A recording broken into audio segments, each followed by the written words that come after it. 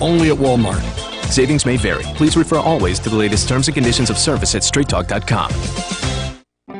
For garden color from the ground up, start with the ground.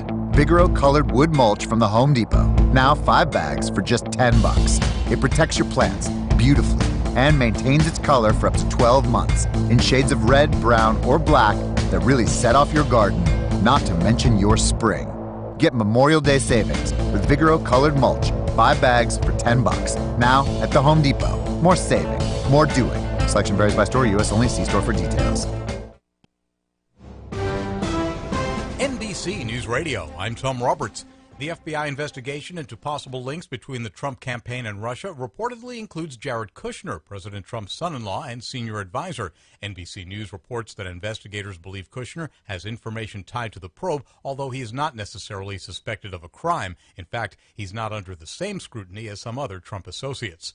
President Trump is in Italy for the G7 Economic Summit, the last stop on his first overseas trip since taking office. Earlier today at NATO headquarters in Brussels, the president talked about NATO nations spending more on defense. This is not fair to the people and taxpayers of the United States. And many of these nations owe massive amounts of money from past years. The president also condemned the deadly suicide bombing in Manchester, England. The Guardian reporter who says he was body slammed by a Montana congressional candidate is denying Republican Greg Gianforte's claim that he grabbed Gianforte's wrist and spun away with both men falling to the ground. Ben Jacobs says he had a job to do. I mean, I'm there to be a reporter. I'm not. This is American politics. It's not supposed to be professional wrestling. Polls close soon in the special election between Gianforte and Democrat Rob Quist. A federal appeals court in Virginia is upholding a block on President Trump's revised travel ban. Attorney General Jeff Sessions vows to take the fight to the Supreme Court. Former Connecticut Senator Joe Lieberman is explaining why he removed his name from the list of candidates for the FBI director job. With everything swirling in Washington, you can't have a director of the FBI coming from the same law firm as the president's private lawyer. It looks terrible. Lieberman didn't say there was a formal offer from President Trump, but that the president told him he believed Lieberman would be a great replacement for fire director James Comey. NOAA expects an especially active hurricane season in the Atlantic Basin. 11 to 17 named storms are forecast. You're listening to the latest from NBC News Radio. For several years, KCAA has been marketing the Youngevity brand of nutritional and personal care products. Our experience with Youngevity has been 100% positive, so we are pleased to recommend them to you. Regarding nutritional supplements, we recommend Pollen Burst in the berry flavor and Tangy Tangerine 2.0 in the tablet form. For regularity issues, we recommend 3-Day Cleanse, and for personal care, we recommend Morning Hydration Cream. You can shop online for Youngevity at www.kcaateam.com. Or you can order by phone by calling 800-982-3197 and tell customer support that you are part of the KCAA team.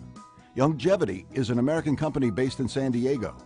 Call Youngevity at 800-982-3197 and ask about monthly auto ship that allows you to buy Youngevity products at wholesale prices. That number again, 800-982-3197. You're listening to KCAA, your good neighbor along the way. Hey y'all, Merle here. Good news. For once my neighbors is jealous of me. You want to know why? Because my grass is growing and looking green, and I can sit on my sofa out in the front yard, and I don't even have to overwater it anymore. You know how I did it? I listened to Damn Water Boys on the Water Zone every Thursday night on KCAA. Well, I got me a smart controller, and now it waters at night, and my yard looks darn tootin'. No more sneaking around and hooking up my hose to my neighbor's spigot in the middle of the night, and his dog won't bite me anymore. And you can do it too. Listening is easier than ever. KCAA is now streaming online. It's streaming. What? It's streaming, you dummy. Well, I don't know much about streaming, but they doing it apparently at kcaaradio.com. And they also on 3 radio frequencies now too. 1050 AM, 102.3 FM, and 106.5 FM. I guess that's for those 1%ers who have 3 radios. So anywho, listen to the Water Zone and fix your yacht up right here at KCAA, the station that leaves no listener behind.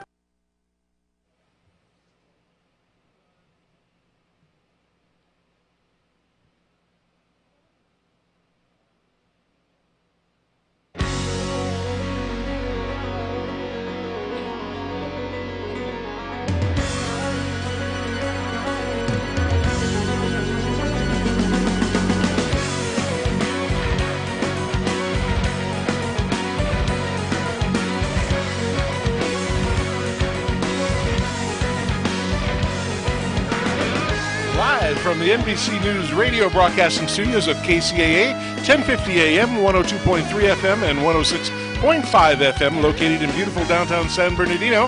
Thanks for tuning in to the Water Zone Show. Good afternoon, I'm Rob Starr, along with Mr. Mike Barron, also known around here as Mr. Mikeypedia, and we collectively are known as the Water Boys. Good afternoon, everybody. I hope everybody's having a great time. For those of you who want to talk to us today, please do so. You can call in on local lines. It's 909-888-5222. If you're outside our 909 area code, you can please call 888-909-1050. We'll take all calls. If you want to say some good stuff, excellent. If you want to say some bad stuff, just a reminder, we have a 10-second delay. We never use that. Now, what's this text KCAA? Is that a new opportunity for people to feedback? Yeah, they haven't told us about it yet. Oh, but I guess you can text. Well, you might try it. If you're listening and you don't want to call in and you just want to text us, it's potentially 909-353-1050. So 909? I guess we look at that screen up on there. And oh, look at that. So can you read that? High technology. I can't. Okay, I can barely see new it. New voicemail. So, yeah. Yeah, so if you want to write us something nasty, you can write it up on there. Right. Our audience won't see it, so that'd be great. Hey, Mike, wonderful day. How you doing today? Good. It was a little challenging today. Had some things going on that lots of things going on. Didn't let me do my normal, water thing, but it all came out in the end pretty well. So I'm glad to be here. This is always a highlight of my week when I know that I get to share some radio time with you and talk about water, and especially be able to welcome our first guest, Chris. Who's our regular guest, Ms. Yes. Chris Austin. She's the purveyor of Maven's Notebook. Hi, Chris. Good evening. How are you doing today? I'm doing great. How are you guys doing? I'm wonderful. Doing well, and kind of thinking to myself. Our wives don't think that, but we're doing well. Right. What do we care what they think? You guys are getting so high tech. You got text, you got video streaming now. Yeah. Wow. So you bet. Rob and the station people, the engineer, they make it all happen. So it's kind of good. I just get to come in and listen and participate. So it's always great to have you on, Chris. Have you been to any meetings this past few days since the last time we talked? She lives for meetings. Oh, boy. I'm up in Sacramento today, and we had a meeting. It was with the Delta Stewardship Council, and it was sort of about the tunnels, but sort of not.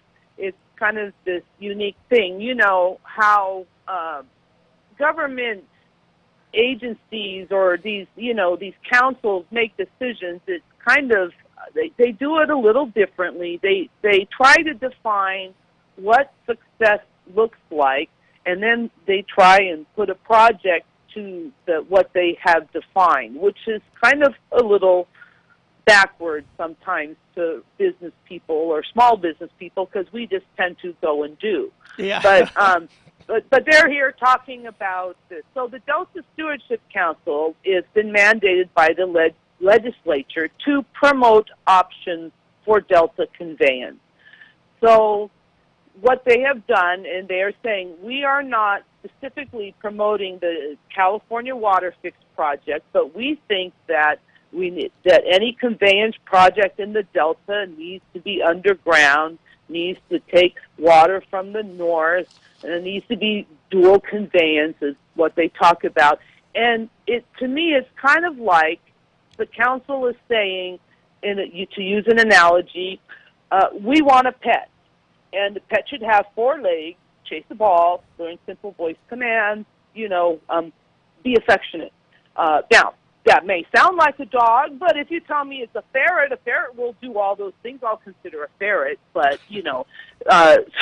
so the Delta opponents, or the Delta Tunnel opponents, have shown up in force, and they keep saying, you're promoting the California Water Fix, and the council saying, well, we're not promoting anything specific, and it was a lot of talk about, well, you kind of are, and are you, and what are you doing here?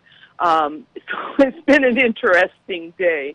And we've heard from Southern California people, too, actually showed up today in force. Now, not on what side of the fence, or on what, advocating for what the council was proposing, or advocating more for what the environmentalists were kind of bringing to the fore? Well, the water agencies, and the water contractors that showed up today, including representatives from Metropolitan and all, they understand this sort of what's going on, because it's the same thing they do. Okay, you're defining these things. So they're supportive of this amendment that this council is working on to address conveyance. I mean, they're supportive, and they're also supportive of the California water fix, of course, because who we heard from today were some of the water agencies in Southern California that only have imported water. Some areas do not have access to groundwater, so they're entirely dependent on Metropolitan in general to supply water, or imported water. So, they're very supportive of the California water fix, as you would expect. And we heard from some people in the Central Valley who pointed out, that they're, like the Delta advocates talk about environmental justice issues. Well, there's also environmental injustice issues in the Central Valley, too, who also gets this water. So it's been a pretty busy day. Wow. Well, now, at one point, there was like a Blue Ribbon Commission or something like that came up with the concept of the conveyance aspect of the project, but the health and sustainability of the Delta itself had to be co-equal goals. Right. Whatever solution was finally agreed upon. And which means it has to address water supply reliability and ecosystem restoration. Okay. That's what the co-equal goals are. I'm just, for our listeners who don't understand the co-equal goals. Yeah. So the co-equal goals, it seems to me that the more delay there is on the conveyance issue, that then that means there's got to be a delay on the ecosystem sustainability side of things. Is that perceived that they're kind of tied together, or is there a movement afoot that says, well, let's move forward with the ecosystem fixes and let's keep talking about the water conveyance solution? Is there a balancing there that's happening, or a tension that's between those two? One side doesn't trust the other side. I mean, I think in terms of the Delta, the Delta advocates, they really don't want this project, and they're very distrustful of the council, who is a mix of appointed people. Then some of them say it's the governor's cronies, I think that the council is made up of good people struggling with this very contentious thing, because there's no, you just can't walk away from it. They've sort of been tasked to deal with it, and they have to go forward. I don't think it's a shoo-in at all. I mean, I know there are people that are dead set against the tunnels on that council, and those that are for it as well. So I think they're going to be voting next month, and it's going to be very interesting to see, because now people are going to have to show their hand. So interesting. So there are some deadlines that have been set in order to come up with the final recommendation.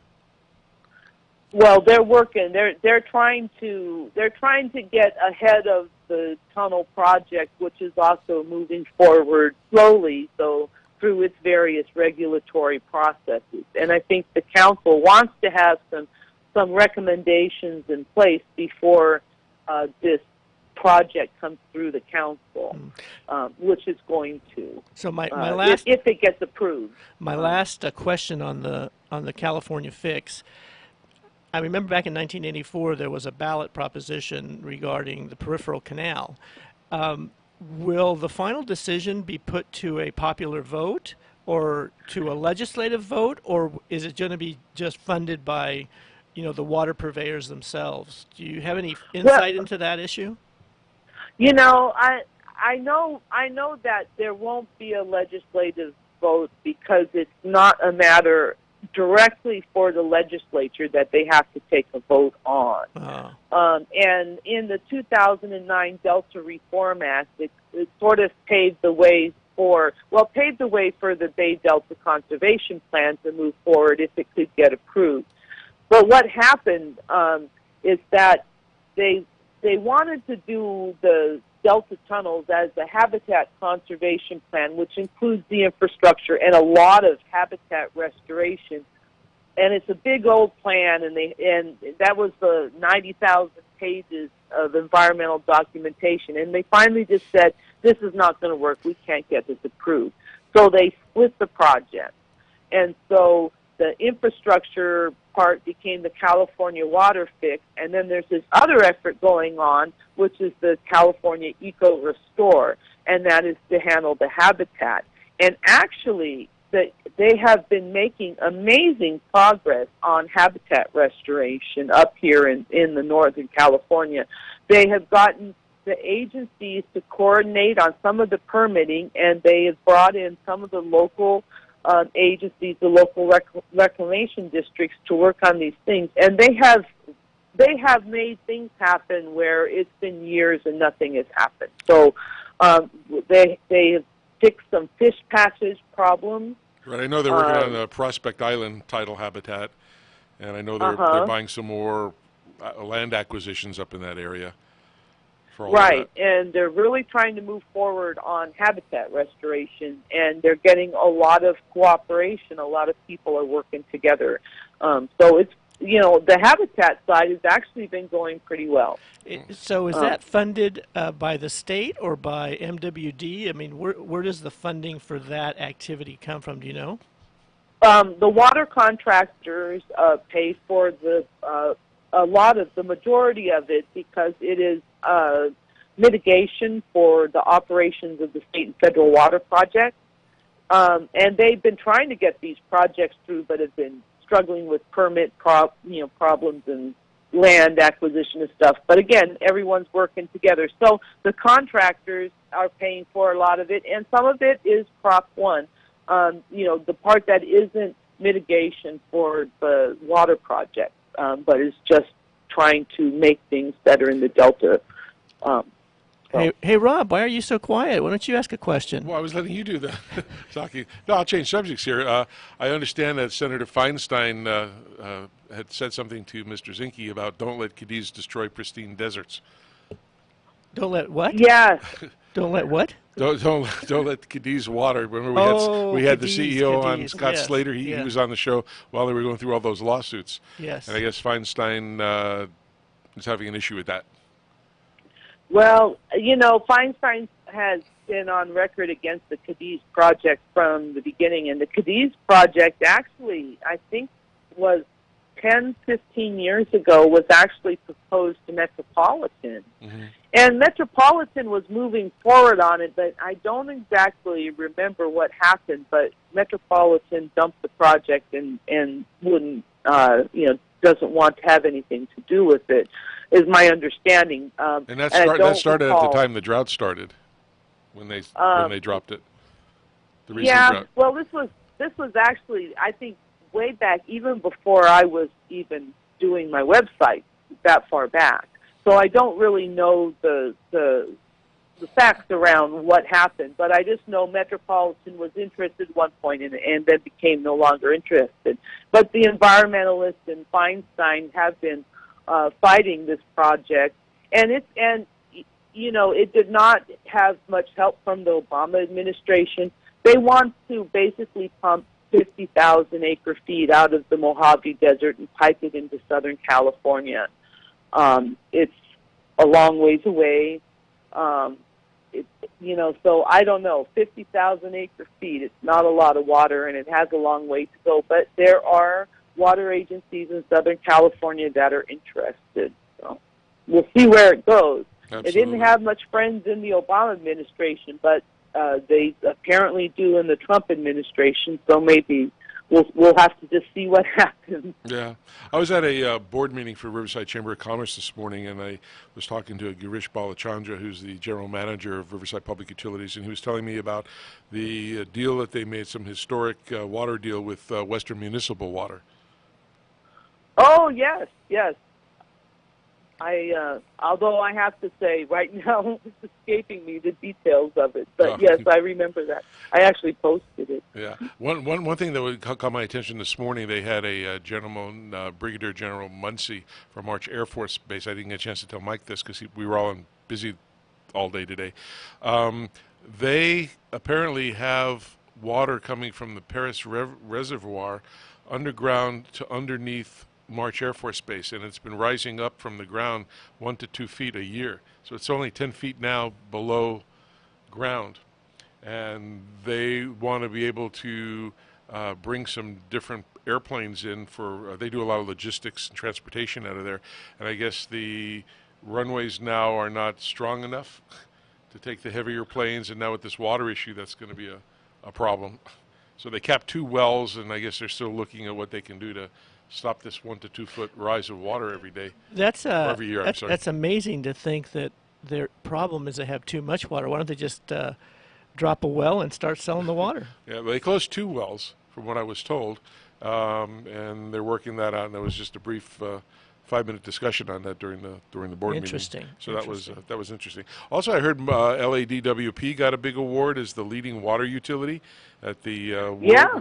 So Marcy Edwards should be happy with that. She's our friend. Well, that's interesting because they've only saved 16% of their water based on the 2013 base. You know, in other cities like City of Anaheim, Yes. Saved 19%, and City of Riverside has saved 22%. So, what did they get their award for? It was for the leading water utility in the world. You know, LADWP is really very progressive, and they've really been moving into clean tech, and, you know, they bought into eliminating coal from their electricity production.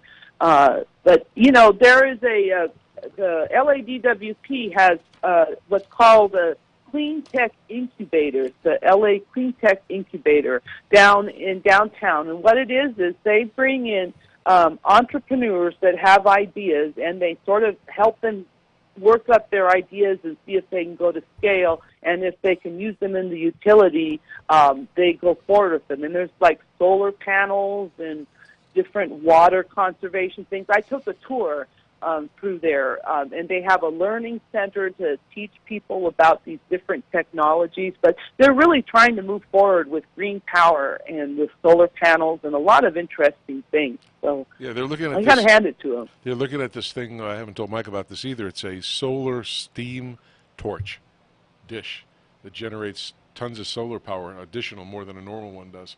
And I'll get you that information because that's pretty interesting.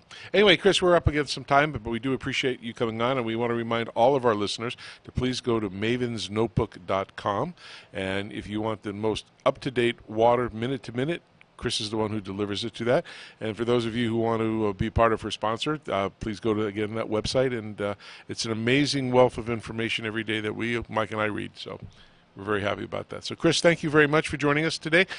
You'll be back with us in 2 weeks. Next week is our Ag Show. And that's all I got.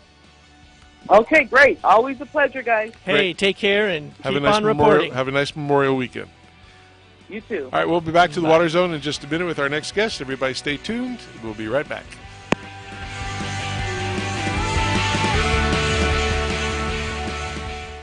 This is the Schmidt's Yard.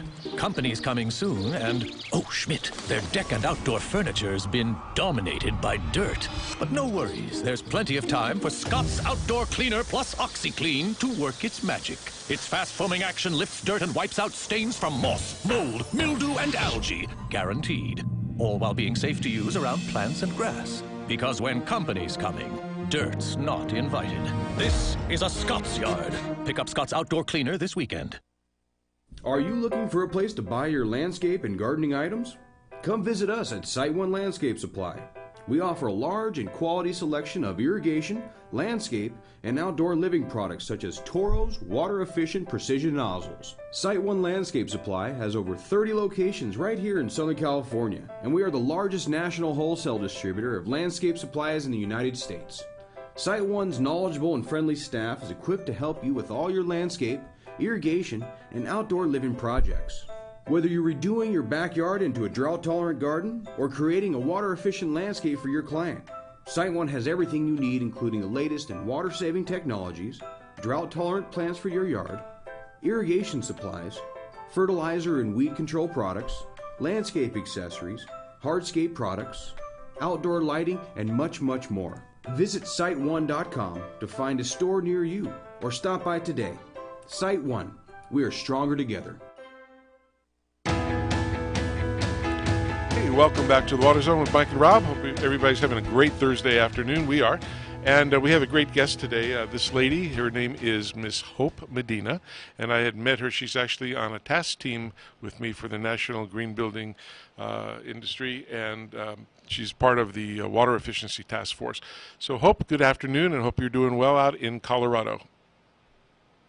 Hello. How you doing? Can you hear us?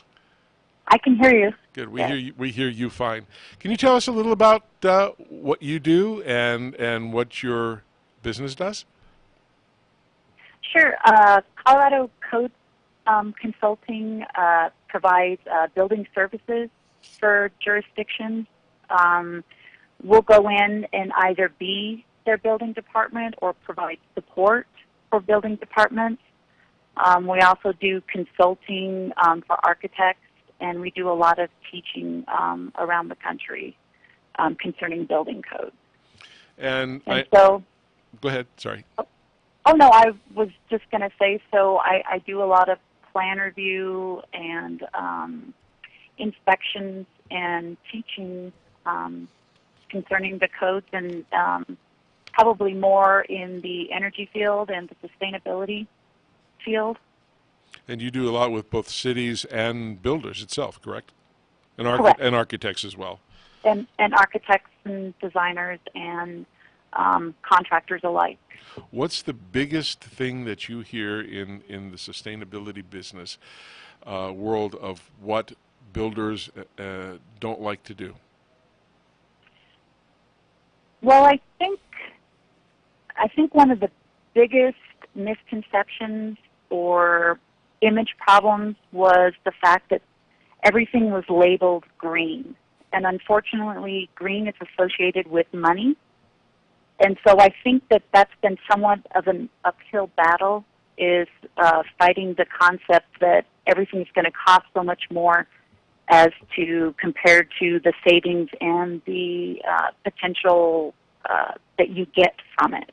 Mm-hmm. There's my on button.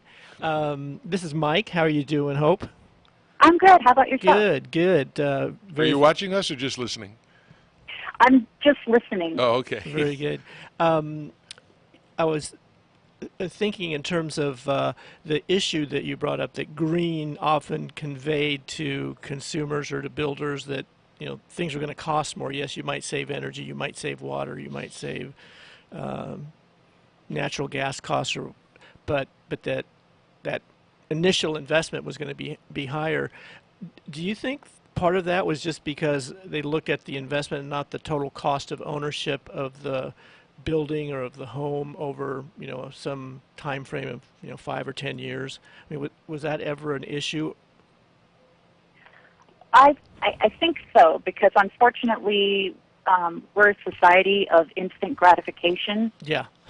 So there's not a whole lot of looking down the road, 2 years from now, where that extra, insulation on that water piping is going to save the energy, and pay for itself 2 years down the road. There's not a whole lot of forward thinking. It's kind of a, what do I get now? Yeah. And I think that's kind of an uphill battle that we have to, work against. Like I sit on the ICC, which is the International Code Council Sustainability Membership Council. So we try to do a lot of advocacy as far as, the energy codes and sustainability, and we're really looking into a lot of the water efficiencies right now, trying to kind of get it out there and make it more friendly, I guess is probably the word that, we're trying to do, because unfortunately we're fighting against a lot of, we've done it this way for 40 years. Why do we now need to worry about water, or why do we need to worry about the energy that we can save? So it's not only on the consumer side. We also have to work with the idea of, that's been inherently brought forward by, contractors and even, city council and so forth. So, but there's lots of people out there that are working towards this. It's just, I think we have to think larger than what we are currently. I know a lot of people, especially during the drought here in California, they tell everybody to save, put it in the smart controllers and the efficient sprinkler heads and the nozzles and things of that sort. And a lot of the people go and do that. And then down the road, they're saving money because they're reducing the usage, but then all of a sudden the rates get raised. So then they don't have that instant gratification anymore. They feel like they just got tricked into reduce it, but we're still going to charge you more money for it. Yeah, and a prime example is about 10 years ago, there was a portion of the Denver metro area was in a very deep drought, and advertisements on TV, commercials, you're getting ads in the mail saying, conserve your water, do a full load of laundry, don't water your lawn. In fact, I think you're allowed 1 day for 1 hour to water the lawn. At least I was in Aurora. And so everybody did a great job in actually conserving the water. And then the water purveyors turned around and said, well, because you saved all this water, we lost out on all this money, so we have to raise your rates. That's unfortunately that's a dilemma for the water agencies, because they've got so much a percentage, 90% or more of their total costs or fixed costs that they can't reduce, because it's invested in infrastructure. They're fixed. And they got to pay those bond payments, and they've got to have a certain amount of revenue to be able to cover those. So it really is a catch-22, and we hear that quite often with our contractors that we do training with, but that's for existing landscapes where people have invested and been subsidized in part by water agency rebates and incentives, and they just feel, I thought my expenses were going to go down, but they've really remained the same because the rates have gone up. But that's just it's tough for any code to deal with that. I guess that's where population increase helps the water agency. So if the population increases, everybody might be using less per person, but because we're growing the population, they're still selling. They're still selling the higher volume. The hard part is everybody can justify a return on investment, not including all these other things that they're going to raise down the road. So people go into it and they spend the money up front. And we had a gentleman on, Hope, that was on our committee a couple of weeks ago from Texas with the sustainable homes, and it was real interesting of what they do and how much they've reduced the footprint. Do you see much evidence of home building or commercial building that you get exposed to that tries to stay off the grid completely, where they have a maybe certain amount of water that they take and they store in tanks, but then they recycle everything and they do solar power and kind of, again, shrink that resource footprint that they have? Is that something that you see as kind of a small segment of the building industry, or do you see that growing?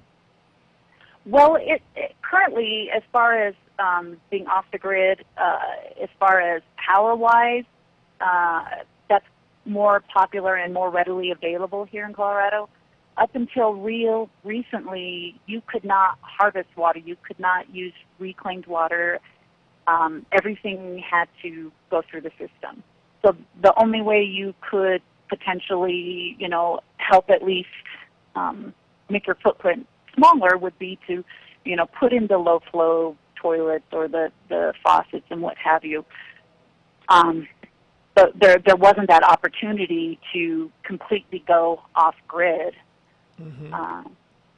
Well, I know that California, has a green building code, and they update that on a regular, I think, 2 or 3 year cycle. Do you have to learn the different building codes? And does every state have a different building code that affects, landscape irrigation as well as plumbing as well as lighting? Well, for example, I know, as I said, she's on the committee with me for the NGBS. Do you get involved? How many other things like LEED and other specifications are out there in Colorado? And we know what's here in California, but what do you have out there? And how does one decide which one they want to do? Well, the good news for Colorado, I guess depending on how you look at it, is we're a home ruled state. So each jurisdiction gets to decide, what code cycle, what amendments they need. Other than there is some basic stuff, if you adopt a code, it has to be at least this cycle or newer. The state does decide, what electrical code will be on, but for the most part, we get to decide, how we want to adopt. But, we do see LEED projects out here, Green Globe, Enterprise, for the CHAFA, which is the Colorado Housing Financial Assistance Program. They use Enterprise, but they are going to, or they are at least this year, accepting the use of the NGBS. Mm-hmm. And next year, we're hoping that will be written into the budget and guidelines. So the good and bad of it is often I get told that Colorado is a forward-thinking state. And I think for the most part we are, but I think we still have those hurdles that, every other state is trying to, maneuver around.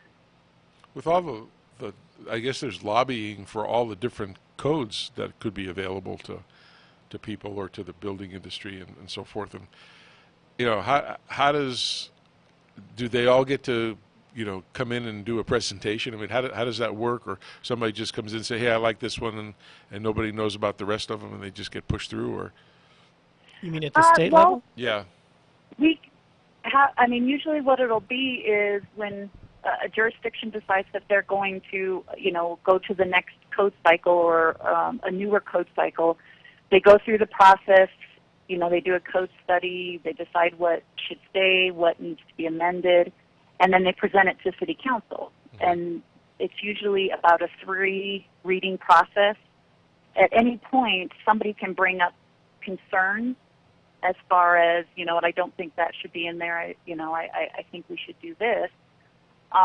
Some jurisdictions out here actually have adopted the IGCC, which is the International Green Construction Code, which is an overlay for commercial projects. And then there are some jurisdictions that have adopted the NGBS as part of their building codes, whether it's mandatory or on a voluntary basis, where they get an incentive for participating with it. And how I asked this question on another guest. So a builder decides, or construction people decide they're going to build a home to comply to one of these standards. And they go through the process. They have some company validate that. That's something your company does as well, right? You'll go in and validate to make sure. And so the building is qualified for whatever level of each one of these standards do. What happens a year, 2 years, 3 years to validate that that facility is the same or that home is the same? How does anybody do that? And then when they go to sell a house, is there any special point to have it revalidated again? And is it expensive? Yeah, and I believe part of the process is where people are trying to get the green MLS mm-hmm. and the addendum to state that this is a greenhouse and it has this efficiency and HERS rating and so forth. So I think at the moment, other than the actual documentation you have, the certification that it says that it's a bronze home, through the NGBS, you would have that documentation and provide it for your next owner. But I don't believe right now, currently, there's really something out there that's universal to be able to display that this is a sustainable home, an efficient home, or project building. In your experience, do you feel that a home, let's take a home versus a multifamily or something like that, is there? Do you think there's what's the right word here? A perceived value to have this rating when they go to sell it, and since it's not everywhere and it's not a norm, how does one get the extra dollars for what they had put into the home for that? Well, I think a great page should be taken from a national tract builder, and I'm not going to say who it is, but they took their energy efficiency packages that they have, and they do have some sustainability packages, and they've really advertised it, and they've educated their buyers on the value of what this home has for them. And I think that's a great start, and that's where we need to go. I think also we have to look at the fact that we have millennials now that are looking to, purchase their home, and they're very well versed and educated on, what sustainable and what energy efficiency is. My generation, I think we were, we knew of solar power and we knew our walls should have insulation, but we didn't necessarily understand, what a thermal envelope would entail. And I find that a lot of millennials are very well versed on this, and I think the potential for the homeowner comes from the younger generation coming up and being exposed to it in the fashion that they have been, that the value will start being presented in that way. Okay. Hope, I was just going to ask you along those same lines. Do you see any evidence of home builders actually calculating, the cost of utilities for these different packages that they offer, and making that part of the selling process to try and provide more focus on the value, as Rob was saying, the value of these upgrades for sustainability? I would say yes, but it does depend. Like here in Colorado, it would depend on what the jurisdiction was. If you go down to Parker and Castle Rock, where they are very, very well versed on what energy efficiency is, they have that information, for their potential home buyers. You go up to Boulder, and they're going to be providing not just, the energy efficiency part. You're looking at the sustainability aspect of it. And if you go into Boulder County, they have a process that I think it's by 2025, all of their buildings will be zero net energy, and they have a really aggressive water efficiency program that they built into their building codes. So I see it happening, and I see it readily available, but there are jurisdictions that are just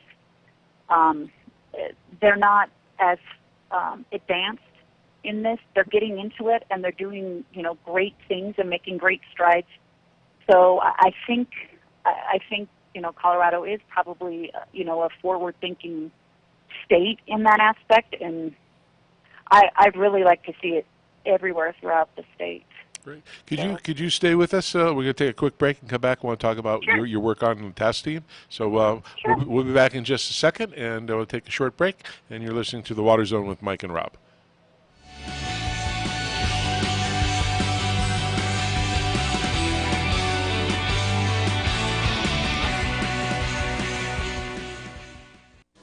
Do you hear it?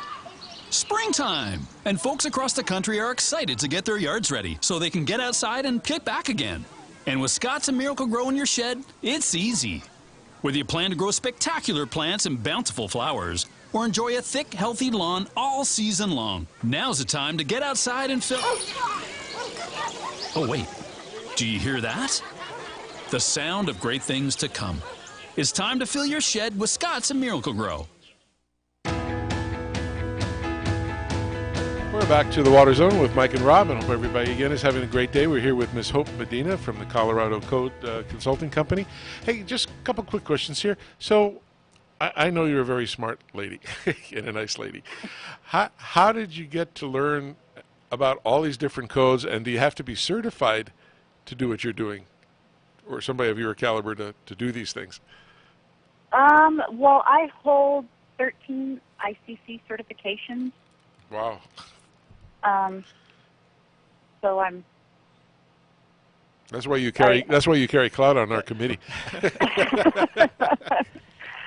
Well, that and as you know, I speak my mind, and I'll tell you how it is.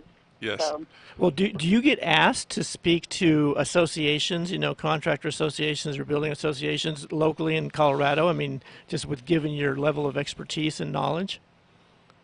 I have been asked to speak with contractors. Sometimes it'll be, can you teach a class? Can you just come, have a conversation? I've done many of things. So, and last year at the ICC ABM, I actually taught a section on the water efficiency out of the code.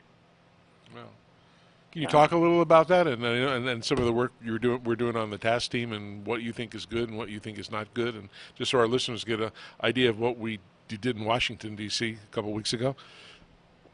Sure. As you probably recall, one of my biggest, tasks is I am very much against having proprietary within our codes and standards for many reasons. And one of the biggest, I almost want to say crutches that seems to come up not just with the Water Task Group, but with state law and advocacy, is everybody falls onto WaterSense. Mm-hmm. And I'm not saying that WaterSense is a bad program. I think it's a great program. I just have a problem when you state that you can only use a fixture that has tested to a WaterSense and have a WaterSense label. Right. Because there are many, there's different versions out there. So you could have one of the very first products out there that tested to, version 1, which was missing a lot of key components. But if you had a product that was tested to the standard that WaterSense uses, then you essentially have the same product, but it doesn't have to have a proprietary label on it. Right. And not only is that an issue, you also have to deal with that this is a government-funded program. And so, with an administration change, just as we've seen now, this program could, either be cut or no longer exist. And so in that case, what are you going to do when you have a code and a standard that is based off of a program that no longer exists? So now you no longer have the opportunity for new innovative products that could be, a potential water saver, in these situations, and they're no longer readily available and usable because we have to follow what the code says, and the, quote-unquote proprietary product was put in there. Right. I know. So, I know. I had proposed on a couple things. For the one where, if you use a smart controller that's not EPA WaterSense approved, you get X amount of points, and if you use one that did pass, then you get a couple additional points. I'm not. I know we were on that discussion. You weren't against me on that, but one of the things that we worry about in our industry for irrigation controllers, we originally went through a process which was called SWAT, Smart Water Application Testing, and we did that. And then as the EPA WaterSense for irrigation controllers came on, they sort of morphed those specs with some modifications into the new thing. My complaint was, and I discussed this with Mike, because we're both involved in this 100%, anybody can design a product and say, without going through any testing, the validation testing, well, yeah, it's a smart controller. Well, just because they say it doesn't mean it's true. It doesn't mean they meet at least what the industry of people do. The SWOT was done with Cal State Fresno and with Irrigation Association. So in the proposal that I had met, which I think you were on the call a couple weeks ago, was my suggestion was if it wasn't or didn't achieve the EPA WaterSense test and pass that, then you don't get points at all. Now, there is a thing, and you just brought that up a little while ago. So what happens, and nobody knows what's going to happen with the EPA and the WaterSense down the road with the new administration. So what happens if that disappears? And Mike and I talked about it, and I talked with Brent Meekum, who's also on our committee, and he's part of the Irrigation Association. I guess we would come back and say, and I didn't put that in my proposal. I just left it, if you're not, you don't get the points. If you are, you do get the points. But if it does go away down the road, Mike, then what? We would propose, at least our suggestion would be, go back to SWAT. Has that, before I answer that, I was wondering, Hope, is there anything analogous to this situation with smart controllers that you've seen with other products, generic products, whether they be plumbing or energy related?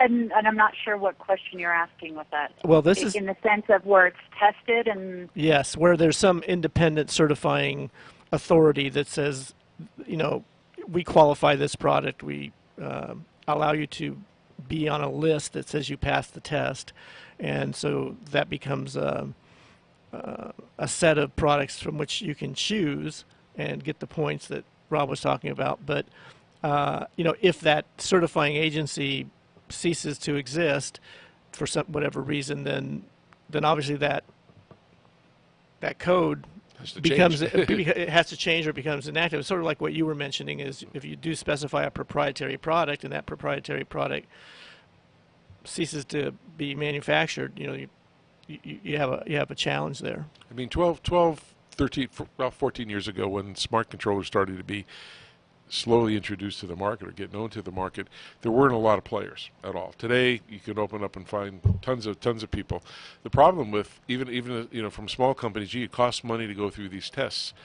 For big companies like us, which is still costs money. Yeah, we're $2.6 billion, and to do all our models, it costs a fortune to do that. So it's like we have to pay to play, I guess, because most of the water agencies that we deal with across the United States will offer rebates for products that are, quote, EPA WaterSense labeled for irrigation controllers. And if you don't do that, then they don't sell your product, don't get sold, and you're left behind. So we kind of feel, and it's also unfair to the smaller guys who don't have a whole lot of money, but they do have smart technology, and could be better than the big guys, but they don't have the money to pay. So. Yeah, well, I mean, there's testing companies out there. UL provides testing options to, specific standards for, specific products. But, so there are other, capabilities going on out there. I think one of the things that, is a little bit different when it comes to, like, looking at the NGBS as opposed to the codes is the NGBS is an option. So if, say, WaterSense does go away, you would have to choose one of the options out of the NGBS that didn't necessarily pertain to WaterSense, which through lots of effort that I've had, I've tried to get out as much as I can of the WaterSense so that there is still that use of it. Should I have? If WaterSense gets into the code, it's not just to remove because the program no longer exists. So it has to go through a whole process, and then it's not even guaranteed that it will actually ever get out of the code. So should I? So on your perception, should I have stated that if it went away, I really didn't want to stay that in the proposal, that if it goes away, because we shouldn't kind of really want to push that or say that, then we should have gone back to this smart water application testing certification. Well, I think a way to handle that would be, you do see it a lot in the NGBS where it says or equivalent. This program's or the equivalent. I don't care for that either. I think it, because too nebulous. Yeah, if you go with version 1 or version 2, or as far as WaterSense goes, it's based off the testing standards that have been adopted and are referenced within the code. So if something else were to go through the testing process to that standard through a different company that wasn't WaterSense, then they should be able to have that capability, and you no longer fall into the pitfall of, if that program were to go away, what do you do now? Right. So, I just wanted to kind of back out of the details a little bit, and go back to the codes in general, building code in general, in Colorado and your jurisdictions. Have you seen a progression of where, say 20 years ago, the building code was more focused on safety and health, maybe fire protection, and then as time goes on, it started looking at energy conservation, water conservation? I kind of get a sense for when in this process did outdoor irrigation become relevant to a building code? Well, it hasn't made it into necessarily the full body of the code, irrigation. It's made it into the sustainability. So the IGCC, which is the International Green Construction Code, which deals with commercial projects, they have landscaping and outdoor water usage, fountains, water parks, what have you. And then there's the NGBS that has the water efficiency that will deal with the irrigation. But it isn't in the quote unquote mainstream code. Okay. The life, health, safety will always trump, whether you can get that R value in the ceiling, or what type of fixture you install. Unfortunately, at least at this juncture in time, I think we can see the value of it. But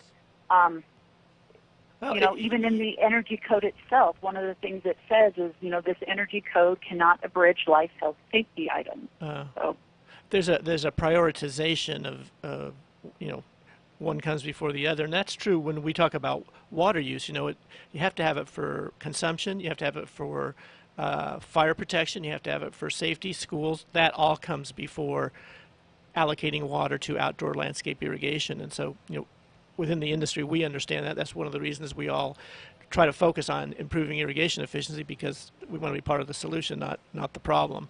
So I appreciate your perspective on that. That was very, very helpful. Any final words, Hope, on anything that we as an industry should do real quick? I think, my biggest battle that I find is, I go to the code hearings and I speak, for or against something, and one of the things I'm always fighting against is, I think we need to have a little bit more of, it's not us against them. Yeah. We need to come together and work together on it. Well, and in that sense, it also has to be in a national venue too, because out west, I hear this all the time when I speak about water efficiency at the hearings is, well, I understand you need this out west, so do it out west, but out east we have water, so we don't need to worry about it. well, we're fighting the clock. We're fighting the clock here, Hope. So I appreciate you coming on the top. We'd love to have you back again, talk some more. So thanks again for coming on to the Water Zone. We appreciate it very much. And remember, everybody in the audience, the most important thing is to think blue. Good night, everybody. As long as it doesn't abridge health, life, and that's right. Yeah, that's right. Thanks, Hope. Thank you. Appreciate it. Bye-bye. KCAA Loma Linda, 1050 AM, 106.5 FM, and now 102.3 FM.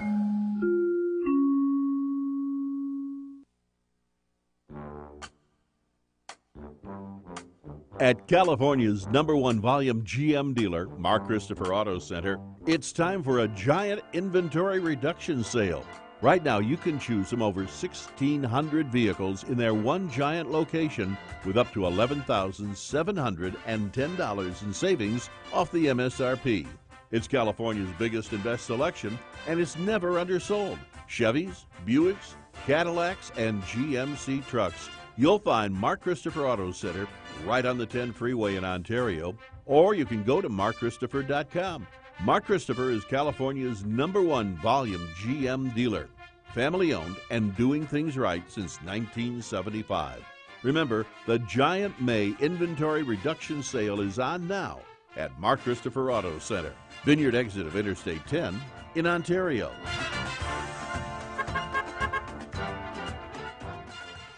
Hi folks, let's wind the clocks back 60 years. Food was different.